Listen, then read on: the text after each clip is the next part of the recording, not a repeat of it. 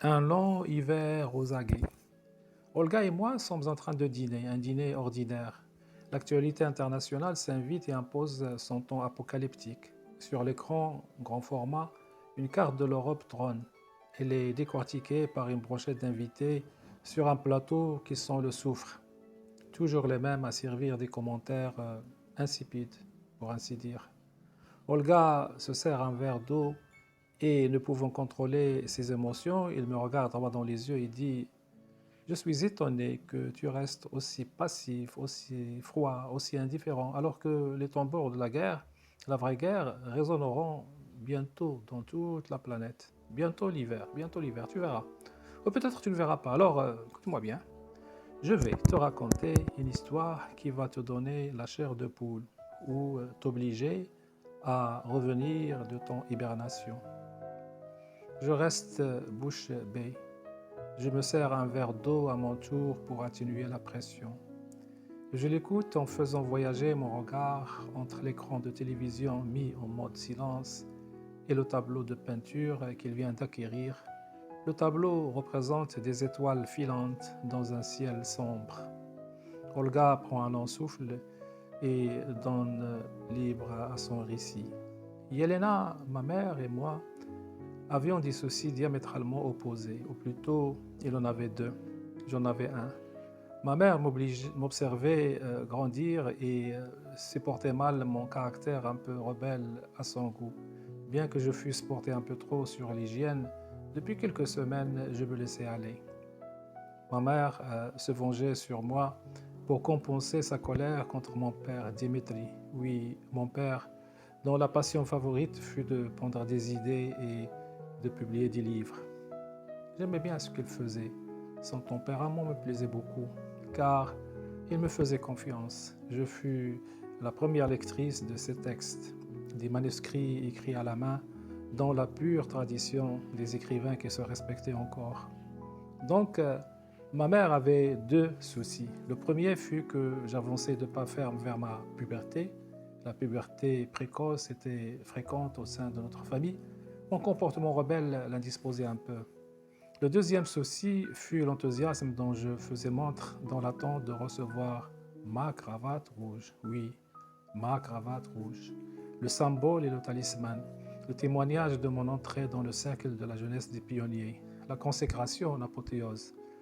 J'attendais avec impatience ce rendez-vous existentiel.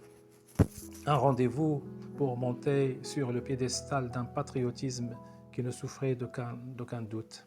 Mon enthousiasme expliquait alors pourquoi je me négligeais. Question hygiène expéditive. Oh, j'en étais consciente et je me résolus à réparer le mal, à rectifier le tir une fois la consécration au bout du tunnel. Je passais des heures à rêver de ce que je pouvais faire une fois mon objectif atteint, car je croyais à tort ou à raison que la cravate rouge, équivalait à l'émancipation totale. Les observations de ma mère, ses remontrances à longueur de journée, me laissaient de marbre. Il en fut de même pour les autres membres de la famille. La seule personne qui me donna du fil à retordre était mon cousin Alexis, dont l'état mental ne rassurait personne. Je me gardais de ne jamais rester seul avec lui. Alors, pour se venger de moi, Alexis égorgea un coq, Ivan, et une poule, Alicia, qui me servaient de temps en temps de compagnon, et les mangea crus. Mal lui en prit, on le mit en quarantaine, puis il fut placé dans un sanatorium. Il inspira un personnage composé d'un roman que mon père publia un an plus tard aux grandes dames de la grande famille. Je rêvais de cette cravate. J'en rêvais au point de bricoler des poèmes qui faisaient rire mon père. Cependant, un jour, il ne le fit pas.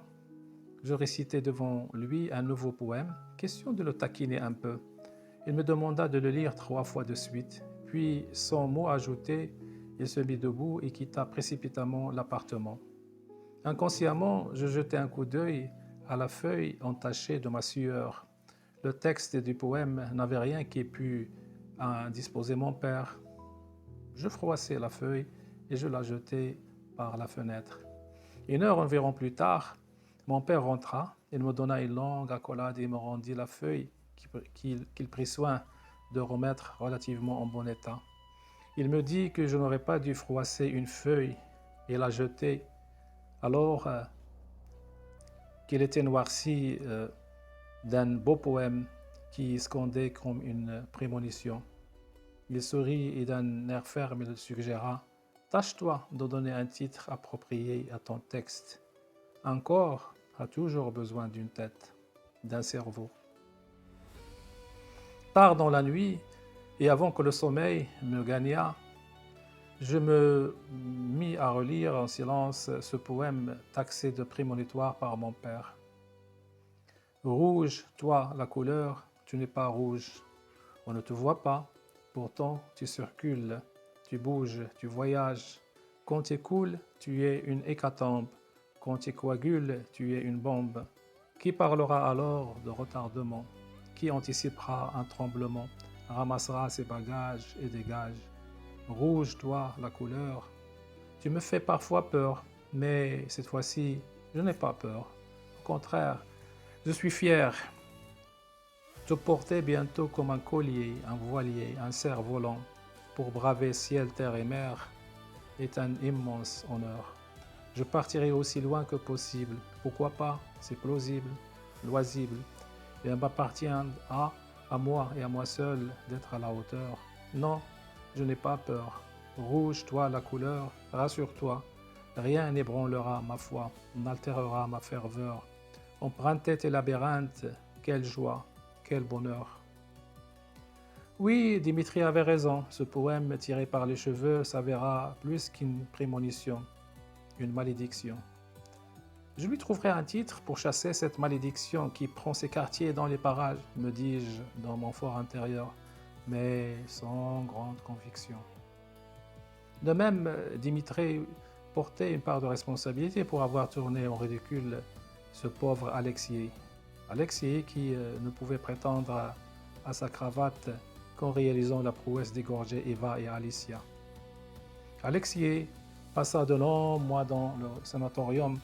Même ses parents s'arrêtèrent de lui rendre visite, et pour cause, un matin, sans préavis, tout s'écroula, tout s'écroula.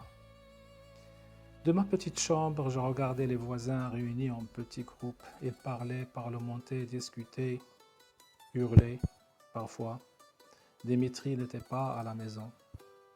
Je traversais le petit corridor et Elena pleurait. Je me lançai vers elle, il ouvrit ses bras et me couvrit de son châle. Un châle que ma grand-mère Aksana lui avait offert, un châle de couleur cramoisie. Il ne s'arrêta pas de pleurer, puis il dit « Dima tarde à rentrer ». Je lui ai pourtant conseillé de ne pas partir. Personne ne le prendra au sérieux. C'est prématuré et c'est trop tard. Partir où et pourquoi faire, Elena? Je lui demandai. Il ne répondit pas. Lena ne répondra jamais. Je n'ai eu ma réponse que bien plus tard, quand en 2007, j'ai écouté pour la première fois la chanson Wind of Change, qui avait été chantée en 1990 par le groupe rock allemand The Scorpions. J'ai été à Berlin avec des amies allemandes qui célébraient la réunification, sans conviction, loin de Berlin. Je me demande aujourd'hui de quel vent de changement la chanson parlait. Le mur, les passages pourtant clairs entre deux mondes qui n'en étaient qu'un. Le destin est parfois cruel. 24 ans après, j'ai ressenti la même confusion, la même douleur en lisant les mémoires d'Angela Merkel, Freedom, paru en 2024. Tu vois, le chiffre 24 dans les deux références, la justice poétique ou l'ironie du sort. L'Allemagne, encore une fois, il façonna Marx et Engels qui se sont trompés de destination et endoctrina Lénine Lénine, enfin.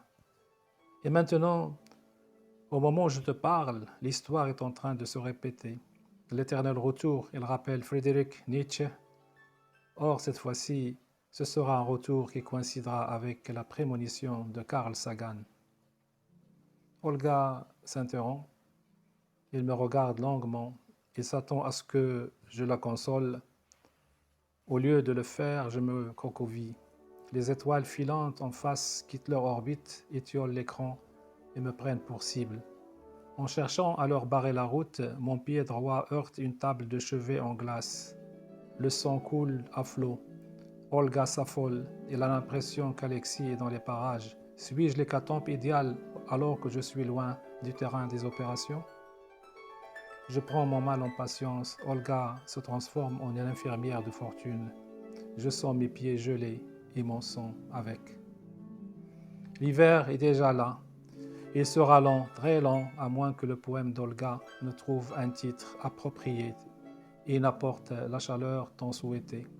Peut-être alors mettra-t-il fin à l'absurde d'une poignée d'esprits surchauffés qui tentent d'inventer de nouvelles cartes et de tracer des frontières qui assouvissent leur fantaisie. Ces ombres filantes qui meurent d'envie de faire main basse sur la vie, sur nos vies, ils finiront comme ces étoiles filantes dans le puits de l'absurde. Ils feignent d'oublier qu'il n'existe point de surhomme dans un univers qui échappe à l'intelligence de toutes les créatures réunies.